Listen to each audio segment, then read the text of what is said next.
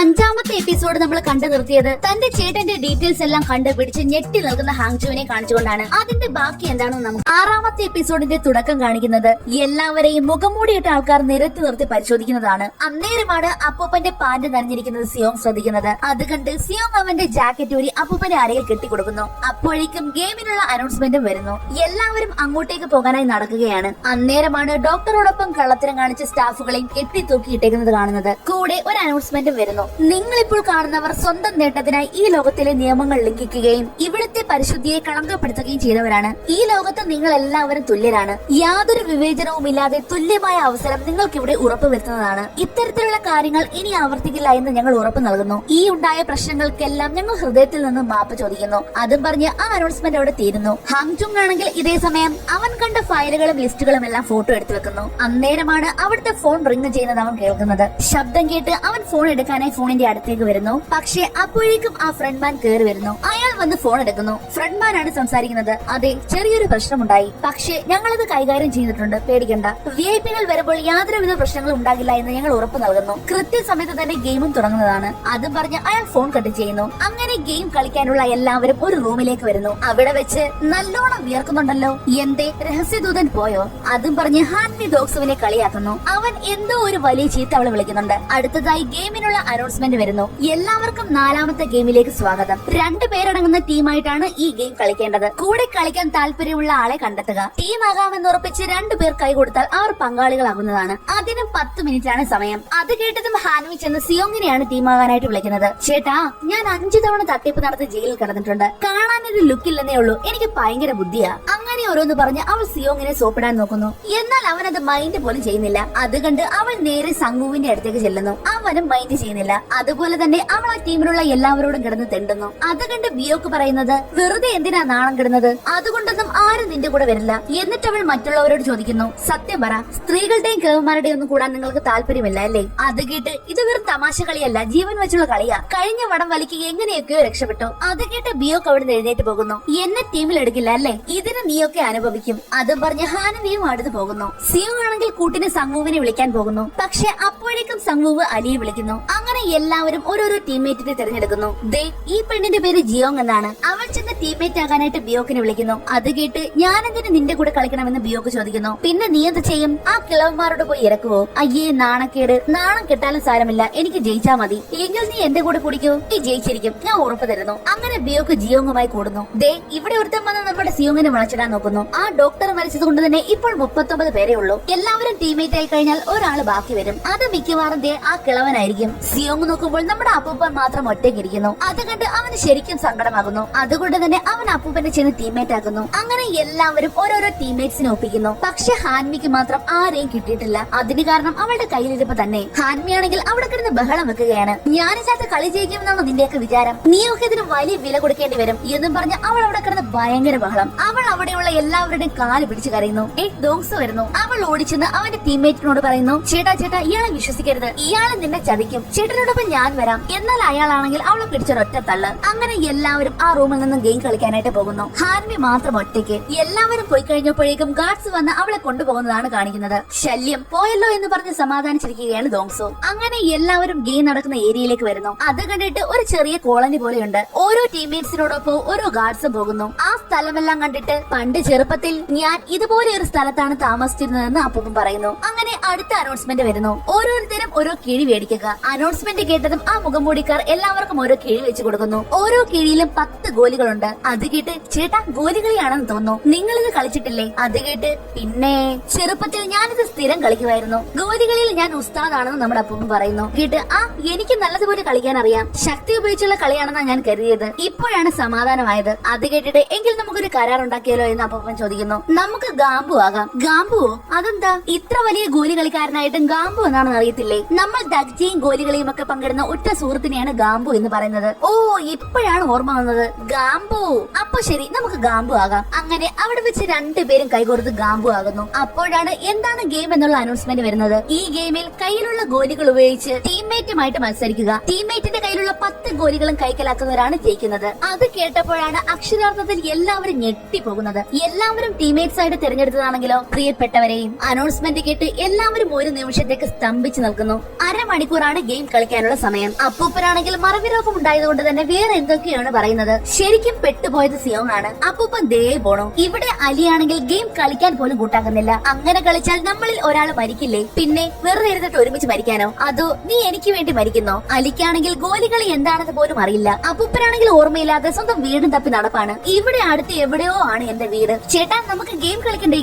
Game. അപ്പൂപ്പനാണെങ്കിൽ അതൊന്നും mind പോലും ചെയ്യുന്നില്ല. ചേട്ടാ ഇങ്ങേർക്ക് എന്ത് പറ്റി? അപ്പൂപ്പൻ പോകുന്നതിന്റെ പിറകെ നടക്കുകയാണ് പാവം നമ്മുടെ സിയോങ്ങും. ജിയോങ്ങും ബിയോക്കും കൂടി ഒരിടത്ത് വന്നിരിക്കുന്നു. ഇത് വെച്ചപ്പോൾ എന്ത് കളിയാ കളിക്കുക? ഈ കിളവന്മാരൊക്കെ പണ്ട് ഇതുകൊണ്ട് കുറെ കളിച്ചിട്ടുണ്ടാകും. നമുക്ക് ഇഷ്ടമുള്ള കളി കളിക്കാമെന്നല്ലേ പറഞ്ഞത്? ഞാനൊന്ന് ആലോചിക്കട്ടെ എന്ന് ജിയോങ് പറയുന്നു. ഇവിടെ സംഗുവും അലിയും കളിക്കാൻ തുടങ്ങുന്നു. തങ്വുവ് എന്ത് കളിയാണ് കളിക്കേണ്ടതെന്ന് അലിക്ക് പറഞ്ഞു കൊടുക്കുന്നുണ്ട്. എന്റെ കയ്യിലുള്ള ഈ ഗോലികൾ ഒറ്റയാണോ ഇരട്ടയാണോ എന്ന് നീ പറയണം. ശരിക്കും ആലോചിച്ചിട്ട് വേണം കയ്യിലുള്ള ഗോലി പന്തയം വെക്കാൻ. ദോങ്സു ആണെങ്കിൽ എല്ലാ കളിയിലും പടക്കം പൊട്ടുന്നത് പോലെ പൊട്ടുന്നു. അവന്റെ ചിരി കണ്ടിട്ട് കിണിക്കാതടാ എന്ന് പറഞ്ഞ് ചീത്ത വിളിക്കുന്നു. ഡോ കോപ്പെ, താൻ എന്തിനാ എന്നെ ചീത്ത വിളിച്ചത്? തന്നെ ഞാൻ അണ്ണ എന്ന് വിളിച്ച പുറകെ നടക്കുന്നത് തന്റെ അടിമയായതുകൊണ്ടാണെന്നാണോ വിചാരം? അത് കേട്ട് നിന്നെ കൊന്നു കളയുന്നാറി മിണ്ടാതിരുന്നു. എന്നെ കൊല്ലുമോ? എങ്ങനെയാണാവോ? താൻ എന്റെ ഒരു രോമത്തിൽ പോലും തൊടിലടോ മരപ്പൊട്ട. ദോങ്സു ആണെങ്കിൽ ഏതാണ്ടൊക്കെ ഒരു പെട്ട അവസ്ഥയിലാണ്. നമ്മുടെ സിയോങ് ആണെങ്കിൽ അപ്പൂപ്പന്റെ പിറകെ നടക്കുകയാണ്. ചേട്ടാ വാ നമുക്ക് കളിക്കാം. ഇത് കണ്ട ഗോലി വെച്ച് കളിക്കാം. എല്ലാവരും കളിക്കുന്ന കണ്ടില്ലേ? വാ നമുക്ക് കളിക്കാമെന്ന് സിയോങ് പറയുന്നു. അത് കേട്ട് പോടാ കളിക്കാൻ ഞാൻ എന്താ കൊച്ചുകുട്ടിയോ? അതും പറഞ്ഞ് അപ്പൂപ്പൻ ദേ പോകുന്നു. തൊട്ടു പിറകെ സിയോങ്ങും. നമുക്ക് ഒറ്റ റൗണ്ടിൽ കളി അവസാനിപ്പിക്കാമെന്നാണ് ജിയോങ് പറയുന്നത്. ഒറ്റ കളിയിൽ തന്നെ മുഴുവൻ ഗോലിയും വെട്ടിവെക്കണം, അല്ലെങ്കിൽ സമയം തീരുന്നത് വെറുതെ അങ്ങനെ ഇരുന്ന് കളിക്കേണ്ടി വരും. സമ്മതിച്ചു. എന്ത് കളിയാണെന്ന് ബിയോക്ക് ചോദിക്കുന്നു. പറയാം, നിനക്കത് എത്ര ധൃതി? എന്നെ കൊല്ലാൻ മുട്ടി നിൽക്കുക. ഒറ്റ കളിയല്ലേ ഉള്ളൂ, ഇനിയും ഒരുപാട് സമയമുണ്ട്. നമുക്ക് സമയം തീരാറാകുമ്പോഴേക്ക് കളിക്കാമെന്ന് ജിയോക്ക് പറയുന്നു. നമ്മളിൽ ഒരാൾ എന്തായാലും മരിക്കും, അതുകൊണ്ട് തന്നെ സമയം തീരുന്നത് വരെ നമുക്ക് എല്ലാ കാര്യങ്ങളും തുറന്ന് സംസാരിക്കാമെന്ന് ജിയോക്ക് പറയുന്നു. ഇവിടെയാണെങ്കിൽ കളിച്ച് സംഗുവിന്റെ കയ്യിലുള്ള സകല ഗോലികളും തീരാറായി. കളി അറിയാത്ത അലിയാണെങ്കിൽ ജയിച്ചു പോകുന്നു. സിയോങ് ആണെങ്കിൽ ഇവിടെ മുഖംമൂടിയിട്ട ആൾക്കാരുടെല്ലാം വന്ന് പരാതി പറയുന്നുണ്ട്. അയാളാണെങ്കിൽ ഒന്നും മിണ്ടുന്നില്ല. ചേട്ടാ നമുക്ക് ഒറ്റ കളി കളിക്കാം. ഇതുകൊണ്ടോ? ഇത് വെച്ച് കളിക്കാൻ നല്ല രസമാ. അത് കേട്ട് അപ്പൂപ്പൻ പറയുന്ന മറുപടി, എന്റെ വീട് ഇവിടെ എവിടെയോ ആണ്. അതും കൂടി കേട്ടപ്പോഴേക്കും സിയോങ്ങിന്റെ കൺട്രോൾ എല്ലാം പോയി അപ്പൂപ്പനോട് ദേഷ്യപ്പെടുന്നു. നിങ്ങളൊന്ന് കളിക്കുന്നുണ്ടോ മനുഷ്യ? കളിച്ചില്ലെങ്കിൽ നമ്മൾ രണ്ടുപേര് മരിക്കും. തലയിൽ ഒരു മുഴയുള്ളത് കൊണ്ട് നിങ്ങൾക്ക് അതൊന്നും ഒരു പ്രശ്നമല്ല. എന്നാൽ എന്റെ കാര്യം അങ്ങനെയല്ല. എനിക്ക് ജീവനോടെ ഈ നരകത്തിൽ നിന്ന് രക്ഷപ്പെട്ടേ പറ്റൂ. അതും പറഞ്ഞ് അവൻ അപ്പൂപ്പനോട് നല്ല രീതിക്ക് ദേഷ്യപ്പെടുന്നു. എന്നോട് ദേഷ്യപ്പെടാതെ നമുക്ക് കളിക്കാം. ഇവിടെ ദോങ്സു ആണെങ്കിൽ കളിയിൽ ചറപറാന്ന് പൊട്ടിക്കൊണ്ടിരിക്കുകയാണ്. അത് കണ്ട്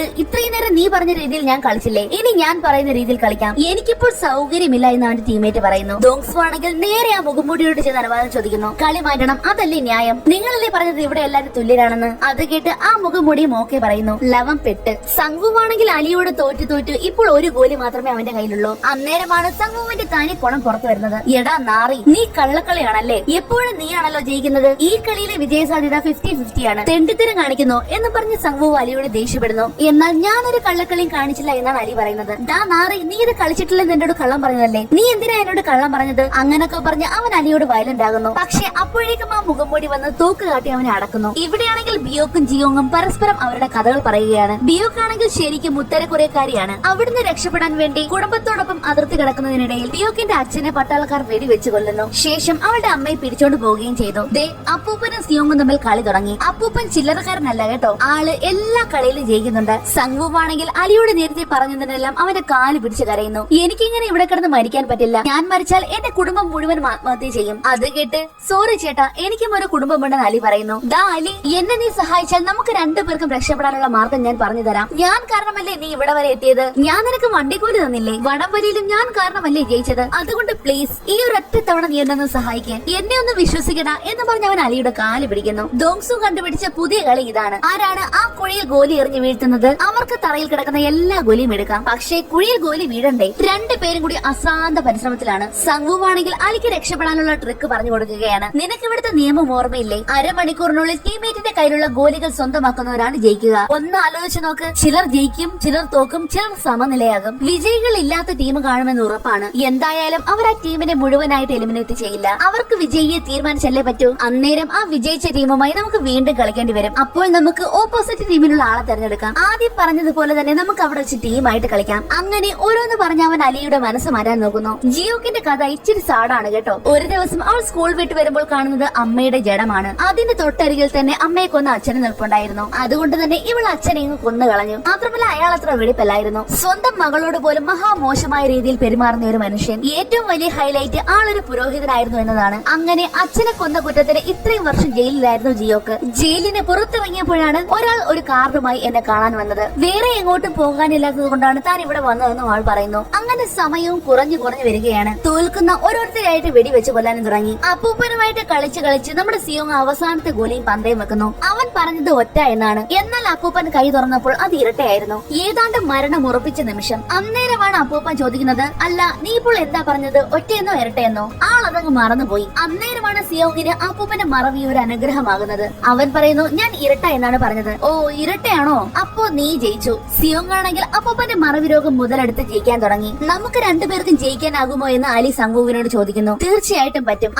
ആർക്കെതിരെ കളിക്കുന്നു എന്നതാണല്ലോ പ്രധാനം. ബാക്കിയുള്ള ഏതെങ്കിലും ടീമിനെ നമ്മൾ കണ്ടെത്തണം. നമുക്കാണെങ്കിൽ അധിക സമയവുമില്ല. അതുകൊണ്ട് രണ്ട് വഴിക്ക് പോയി നമുക്ക് ടീമിനെ തപ്പാം. കളിക്കുന്നതിൽ വളരെ ചെറിയവരുടെയോ പ്രായമായവരുടെയോ ടീം കണ്ടെത്തണം. അപ്പോ എല്ലാം പറഞ്ഞതുപോലെ നീ ആ വഴിക്ക് വെക്കൂ, ഞാൻ ഈ വഴിക്ക് പോകാം. അലി പോകാനായിട്ട് തുടങ്ങുമ്പോൾ, നിക്ക്, നിന്റെ കിഴി ഇങ്ങനെ വെക്കുന്നത് അപകടമാണ്. കളി തീരാറാകുമ്പോഴേക്കും എല്ലാവർക്കും വട്ടാകും. എന്തെങ്കിലും പറ്റിയാലോ, ഞാനത് സേഫ് ആയിട്ട് വെച്ചു തരാം എന്നും പറഞ്ഞ് അവൻ ആ കിഴി മേടിക്കുന്നു. ശേഷം സംവൂവ് അവന്റെ ഡ്രസ്സ് കീറി കിഴിയിൽ ഒരു മാല പോലൊക്കെ കെട്ടി അവന്റെ കഴുത്തിൽ തൂക്കിയിട്ട് കൊടുക്കുന്നു. അലിയാണെങ്കിൽ അതും കഴുത്തിലിട്ടുകൊണ്ട് ടീമിനെ തേടി പോകാൻ തുടങ്ങി. നമ്മുടെ ദോക്സുവും ടീംമേറ്റും തമ്മിൽ പൊരിഞ്ഞ പോരാട്ടം നടക്കുകയാണ്. രണ്ടുപേർക്കും ഒരു ഗോലി പോലും ഇതുവരെ കുഴിയിൽ വീഴ്ത്താൻ പറ്റിയില്ല. അടുത്തത് ദോക്സുവിന്റെ ഊഴമാണ്. അവൻ രണ്ടും കൽപ്പിച്ച് കുഴിയെ ലക്ഷ്യമാക്കി ഗോലി എറിയുന്നു. എന്നാൽ ആ ഗോലി ഉരുണ്ടു വന്ന് കുഴിയുടെ അറ്റത്ത് നിൽക്കുന്നതല്ലാതെ അത് ആ കുഴിയിലോട്ട് വീഴുന്നില്ല. ഇതാണെങ്കിൽ അവന്റെ കയ്യിലുള്ള ലാസ്റ്റ് ഗോലിയായിരുന്നു. അടുത്തത് അവന്റെ ടീംമേറ്റിന്റെ ഊഴമാണ്. അവനാണെങ്കിൽ ദോങ്സുവിന് ആദരാഞ്ജലികളെല്ലാം പറഞ്ഞുകൊണ്ടാണ് ഗോലി എറിയുന്നത്. അങ്ങനെ അവൻ ആ ഗോലി എറിഞ്ഞതും നേരെ കുഴിയെ ലക്ഷ്യമാക്കി ഉരുണ്ടുപോയ ഗോലി അവനെ പോലെ തന്നെ വഴി തെറ്റിച്ചെന്ന് ദോങ്സുവിന്റെ ഗോലിയിൽ ഇടിക്കുന്നു.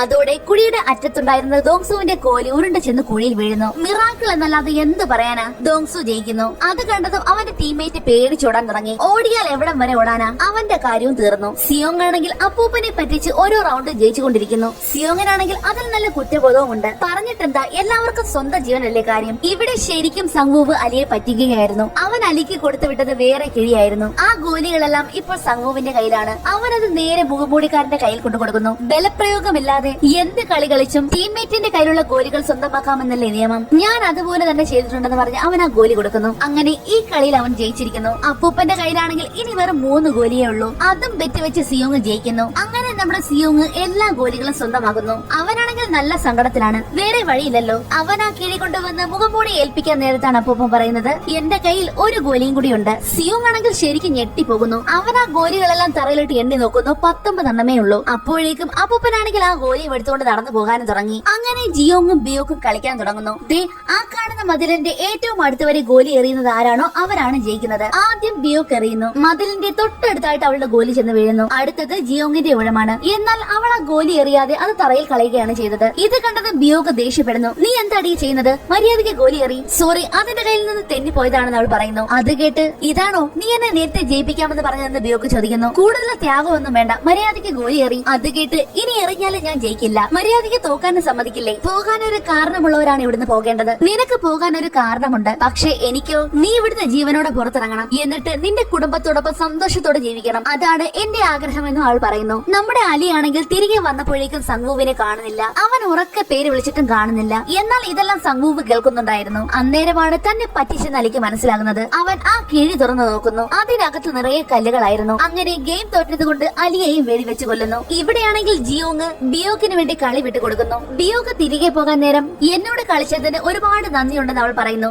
അങ്ങനെ ജിയോങ്ങിനെയും വെടിവെച്ച് കൊല്ലുന്നു. ഇവിടെയാണെങ്കിൽ അപ്പൂപ്പന്റെ പിറകെ നടക്കുകയാണ് സിയോങ്. ചേട്ടാ പ്ലീസ് ഒരു തവണ കൂടി നമുക്ക് കളിക്കാൻ, ഒന്ന് വാ ചേട്ടാ. എന്നാൽ അപ്പൂപ്പനാണെങ്കിൽ ഇതൊന്നും ശ്രദ്ധിക്കുന്നില്ല. ദേ അവിടെ ഒരു വീട് കണ്ടിട്ട് ഇതെന്റെ പഴയ വീട് പോലെ ഉണ്ടല്ലോ എന്നും പറഞ്ഞ് അതിനകത്തേക്ക് കയറുന്നു. സിയോങ് കളിക്കാൻ വിളിക്കുമ്പോൾ അപ്പൂപ്പ പറയുന്നത് വേറെ എന്തൊക്കെയാണ്. അത് കേട്ട് ദേഷ്യം വന്ന സിയോങ് അപ്പൂപ്പന് നേരെ ചാടുന്നു. ദയവ് ചെയ്ത് ഒരു കളി കൂടി കളിക്കൂ എന്ന് പറഞ്ഞ് അവൻ അപ്പൂപ്പന്റെ കാല് പിടിച്ചു കരയുന്നു. അന്നേരമാണ് അപ്പൂപ്പൻ പറയുന്നത്, കയ്യിലുള്ളതെല്ലാം പന്തയം വെച്ച് നമുക്ക് ഒരു കളി കൂടി കളിക്കാം. ഞാൻ എന്റെ കയ്യിലുള്ളത് മുഴുവൻ വെക്കാം, നീ നിന്റെ കയ്യിലുള്ളതും വെക്കണം. അത് കേട്ട്, ഒരൊറ്റ ഗോലി കിട്ടാനായിട്ട് ഞാൻ എന്റെ കയ്യിലുള്ളത് മുഴുവൻ പന്തയം വെക്കണമെന്നോ? താനെന്ത് പൊട്ടത്തരമായി പറയുന്നത്? അതൊന്നും ശരിയാകില്ല എന്ന് പറഞ്ഞ സിയോങ് ദേഷ്യപ്പെടുന്നു. അപ്പോ എന്നെ പറ്റിച്ചിട്ട് എന്റെ ഗോലിയെല്ലാം കൈക്കലാക്കിയത് ശരിയാണോ എന്ന് അപ്പൂപ്പൻ ചോദിച്ചതും സിയോങ് ഞെട്ടിപ്പോകുന്നു. അത് കേട്ട് അവന് മറുപടി ഇല്ലാതായി പോയി. കുറ്റബോധം കാരണം അവൻ അപ്പൂപ്പന്റെ മുന്നിൽ നിന്ന് കരയുന്നു. അത് കണ്ടിട്ട് അപ്പൂപ്പന്റെ കയ്യിൽ ആകെ ഉണ്ടായിരുന്ന ആ ഒരു ഗോലി എടുത്ത് സിയോങ്ങിന്റെ കയ്യിൽ കൊടുക്കുന്നു. ഇന്നാ നീ ഇത് വെച്ചോ, നമ്മൾ ഗാംബു അല്ലേടാ, പരസ്പരം ഗാംബു ആകാമെന്ന് നമ്മൾ സത്യം ചെയ്തതല്ലേ, പരസ്പരം ഗാംബു ആയാൽ നമ്മൾ എല്ലാം പങ്കുവെക്കണം. അത് കേട്ടതും സിയോങ് പൊട്ടി കരയാൻ തുടങ്ങി.